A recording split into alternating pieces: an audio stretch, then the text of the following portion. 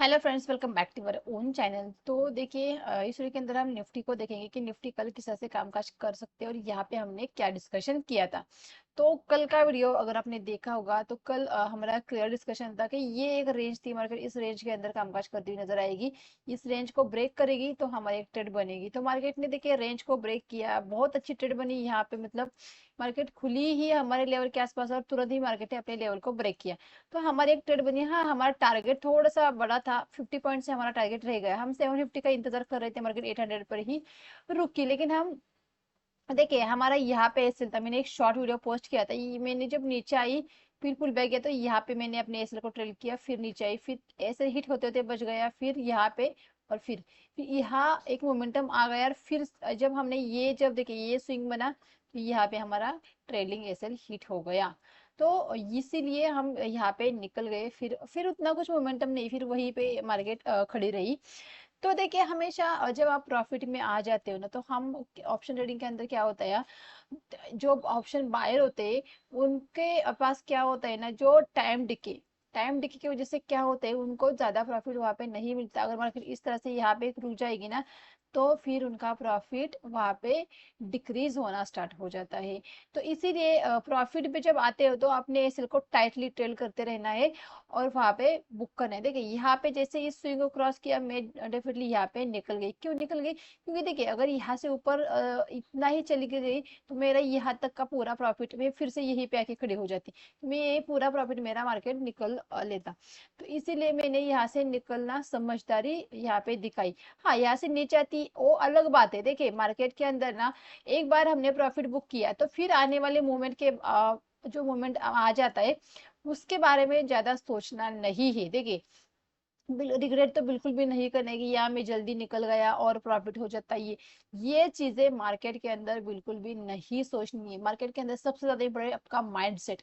आप अपने माइंड को इस तरह से आपको वहां पे डेवलप करना है कि आपको बिल्कुल भी रिग्रेट, फियर और यहाँ पे ग्रीड, इन सारी चीजों से दूर रखना है और सिर्फ प्राइस एक्शन के ऊपर ही ध्यान देना है। प्राइस अगर कह रही है आपको यहाँ पे निकलना है तो आपको वहां पे निकलना ही पड़ेगा। तो आपको मार्केट के अंदर सिर्फ प्राइस की सुनिए, खुद की भी नहीं सुनिए। प्राइस अगर कहेगा ट्रेड वहां पे बन रहा है, यहाँ पे ट्रेड लो, ट्रेड लेना। प्राइस अगर कह रही है कि मैं रिवर्स हो रही हूँ तो निकल वहां से, तो निकलना ही है। बहुत ज्यादा जरूरी है। मार्केट ने बहुत अच्छा हमें यहाँ पे एक ट्रेड दिया, एक अच्छा खासा प्रॉफिट। यहाँ पे मैंने बोला था शॉर्ट वीडियो के अंदर, एक अच्छा खासा मोमेंटम हमारा चल रहा है, एक अच्छा खासा ट्रेड चल रहा है। बात आती है कल की। देखिए ये मैं आपको वनडे के चार्ट पे एक दिखाती हूँ एक चीज। देखिए वनडे के चार्ट, तो वनडे के चार्ट के ऊपर आपको क्या चीज यहाँ पे देखने को मिली। देखिए मार्केट ऊपर गई, रजिस्टेंस खाई, फिर मार्केट नीचे आई, फिर थोड़ा सा पुल बैक, फिर नीचे, फिर पुल बैक, फिर नीचे यहाँ पे, तो फिर पुल बैक, फिर नीचे। तो मार्केट का अगर देखेंगे तो ओवरऑल ट्रेंड यहाँ पे निगेटिव है। तो मैंने क्या कहा था कि ये जब तक ये कैंडल के ऊपर नहीं निकलता मार्केट के अंदर यहाँ पे बुल हैवी नहीं होगे। मार्केट इस लेवल के ऊपर निकली ही नहीं, बार बार इसी लेवल से रेजिस्टेंस खाई थी। तो इसीलिए देखिए अभी जिस तरह से ये कैंडल बनी है, एटलीस्ट यहाँ पे इतनी बड़ी कैंडल यहाँ पे बननी चाहिए थी, लेकिन उतना मोमेंटम नहीं दिखा, उतनी स्पीड नहीं मार्केट में दिखी आज। लेकिन यहाँ पे फिर से हम एक रेड, बड़ी सी रेड कैंडल बनने के चांसेस हम यहाँ पे देख सकते हैं। तो अगर इस चार्ट को यहाँ पे देखेंगे तो एक व्यू तो हमारा क्लियर है कि भाई हमें तो पी के साइड में ही ट्रेड लेनी है। तो सी के साइड में हम कब ट्रेड लेंगे, किस लेवल के ऊपर ट्रेड लेंगे? देखिए जब तक ये जो लो है इसके ऊपर निकल के इस ट्रेंड लाइन को जैसे ही निकालेगी मार्केट, तो फिर से हाई के आसपास जाएगी। तो ये जो ब्रेकडाउन था ये फिर फेल हो जाएगा। तो इस ब्रेकडाउन को फेल होने के लिए मार्केट को इस ट्रेंड लाइन को ब्रेक करना होगा और फिर ऊपर की तरफ फिर तेजी से मार्केट ऊपर की तरफ बढ़ती हुई नजर आएगी। तो आइए इस चीज को हम 50 मिनट के या 5 मिनट के चार्ट के ऊपर समझते हैं। तो ये रहा हमारा 5 मिनट का चार्ट। तो ये देखिए ये हमारा रेजिस्टेंस। अगर देखिए मार्केट जब सेलिंग में होती है तो हमें रेजिस्टेंस को फाइंड आउट करना होता है, ना कि सपोर्ट को। हम सबसे पहले रेजिस्टेंस को फाइंड आउट करें। क्यों? क्योंकि वहां पे हमें अपने एंट्री पॉइंट डिसाइड करना है, हमें वहां पे एंट्री लेनी है। तो हमें सबसे पहले क्या करेंगे, हम रेजिस्टेंस ढूंढेंगे, फिर हम सपोर्ट ढूंढेंगे जहाँ पे हमने प्रॉफिट को बुक करना है, ना कि हमें कॉल की पोजीशन लेनी है। तो फिलहाल ये हमारे लिए एक रजिस्टर है, ये एक हमारा रजिस्टर है। अब ये बना है हमारे एक रजिस्टर। मतलब अगर देखेंगे तो फिलहाल ये देखिए ये रजिस्टर है, ये रजिस्टर है, फिर ये रजिस्टर है, ये रजिस्टर, मतलब मल्टीपल ऊपर चलती है रजिस्टर। यहाँ से रजिस्टर खाएगी, फिर यहाँ पे, फिर यहाँ पे, मतलब कहीं से भी रजिस्ट्रेशन खाने के चांसेस मार्केट के बढ़ गए। हम कोशिश क्या करेंगे, देखिए कल मार्केट अगर फ्लैट ओपन हो जाती है, मार्केट अगर कल फ्लैट ओपन हो जाती है तो ये हमारे लिए रजिस्टेंस है। ये तो यहाँ पे अगर फ्लैट होने के यहाँ पे मिलेगी तो यहाँ पे हम एक पी की पोजीशन लेंगे। फिर से हमारे 750 तक के टारगेट रहेंगे, 850 के आसपास हम ट्रेड लेंगे तो 7 तो 100 पॉइंट मोमेंटम हमें इजीली यहाँ पे एक मिल सकता है। अगर मानो यहाँ पे हमारे ऐसे हिट हो जाते हैं, मानो यहाँ पे कोई नेगेटिव कैंडल बनती नहीं, मार्केट यहाँ पे मौका ही रहती, मार्केट ऐसे तेजी से ऊपर दी, अब आ जाती है यहाँ पे, ये पूरा एरिया भी रजिस्टेंस का ही रहेगा। रिटेस्ट करने अगर आएगी तो यहाँ पे भी कोई निगेटिव कैंडल बनेगी, निगेटिव पैटर्न बनेगा, तो यहाँ पे भी हम एक पोजिशन ले सकते। लेकिन ये यहाँ पे मिलेगी तो ये हमारे लिए बेस्ट ट्रेड रह सकते हैं कि यहाँ पे देखिए कभी भी सेलिंग में अगर फ्लैट ओपन के तुरंत चलती है तो वो ट्रेड बेस्ट ट्रेड नहीं रहती। अगर मार्केट यहाँ पे नीचे जाके फिर से रिवर्स होके नीचे आती है ना, तो ये हमारे लिए बेस्ट ट्रेड होती है। ये चीज मोस्ट ऑफ द टाइम होती है। अगर आपने बहुत बार देखा कि मार्केट ने लो तो ब्रेक किया है, लेकिन मार्केट फिर से रिवर्स होके ऊपर जाती है, आपके एसएल को हिट करते हैं फिर नीचे आती है। तो इसीलिए सेलिंग के अंदर कोशिश यही करनी है कि अप पे ऊपर ही हमें एक ट्रेड ले, ना कि तुरंत मार्केट नीचे चली और फिर हमने ट्रेड लिया, बिल्कुल भी नहीं। ये मार्केट क्या करती है, आपको चकमा देने की कोशिश करती है और आपके एसएल को खा जाती है। तो इसीलिए कोशिश हमेशा यही करनी है कि एक अप पे ही हमें एक ट्रेड वहां पे मिल जाए। तो ये हमारे लिए एक बेस्ट ट्रेड रह सकती है कल के लिए। देखिए बहुत ज्यादा नहीं सोचना, अगर मार्केट गैप अप और गैप डाउन बहुत ज्यादा खुल जाती है तो देखिए ऊपर तो रजिस्टर है हमारे पास, तो यहाँ पे भी हम एक पी की पोजीशन ले सकते हैं कि यहाँ पे ले सकते हैं। लेकिन अगर गैप डाउन खुल जाती है 100 पॉइंट से भी ज्यादा तो पूरी तरह से प्राइस एक्शन के ऊपर डिपेंड रहना है। 1 घंटे का प्राइस एक्शन हमें देखना है, मार्केट के डायरेक्शन को फाइंड आउट करना है, उसके अकॉर्डिंग वहां पे हमें ट्रेड करना है।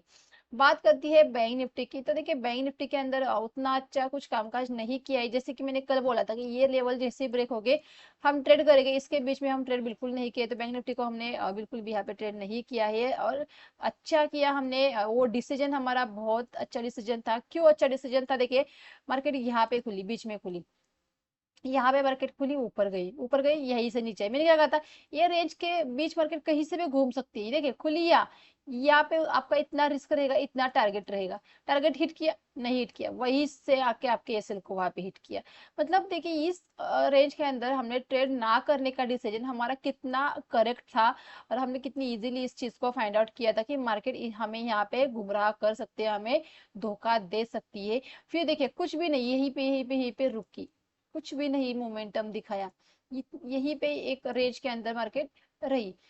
तो कल देखिए कल के लिए मेरे लिए ये रेंज उतनी इंपॉर्टेंट नहीं रहेगी, कल के लिए मेरे इंपॉर्टेंट रहेगी ये जो यहाँ पे, ये जो पूरा जो आज का जो हाई है, आज का हाई जो मेरे लिए फर्स्ट रजिस्टर की तरह काम करेगा, और फिर ये हमारा सेकंड रजिस्टर रहेगा। मतलब अगर मैं आपको बोलूं तो 550 से लेके 500 से लेकर 550 ये हमारा फर्स्ट रजिस्टेंस जोन रहेगा। फ्लैट खुले ऊपर चलती है तो इस लेवल के आसपास मैं एक बार पी की पोजीशन लूंगी, फिर से मेरे 46,300 तक के टारगेट है, मतलब 200 पॉइंट का मोमेंटम बहुत क्विक मुझे मिल सकता है, तो मैं एक बार यहाँ पे पी की पोजीशन लेना चाहूंगी।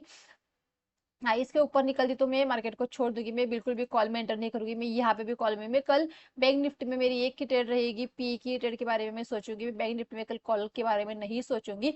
चाहे मार्केट यहाँ से 1000 पॉइंट क्यों ना ऊपर निकल जाए, मैं बिल्कुल भी कॉल की ट्रेड नहीं लेने वाली हूँ कल बैंक निफ्टी के अंदर।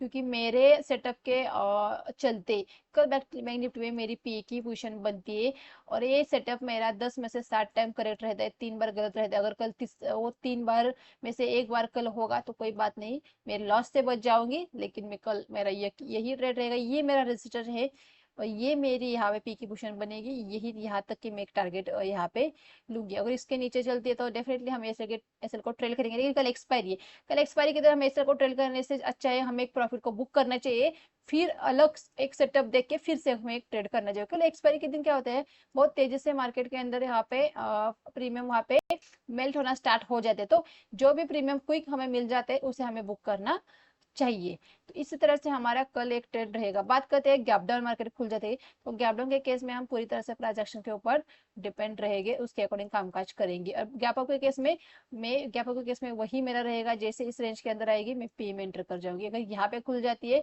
जैसे ही इस रेंज के अंदर आ जाएगी मैं पी में एंटर कर जाऊंगी, यही मेरी एक ट्रेड रहेगी। तो कल इसी तरह से मैं बैंक निफ्टी को ट्रेड करूंगी, अगर मेरे सेटअप के हिसाब से, मेरे लेवल के हिसाब से अगर मार्केट मुझे मिल जाती है तो गाइज वीडियो अच्छा लगा तो वीडियो को लाइक और चैनल को जरूर सब्सक्राइब कीजिए। Thank you.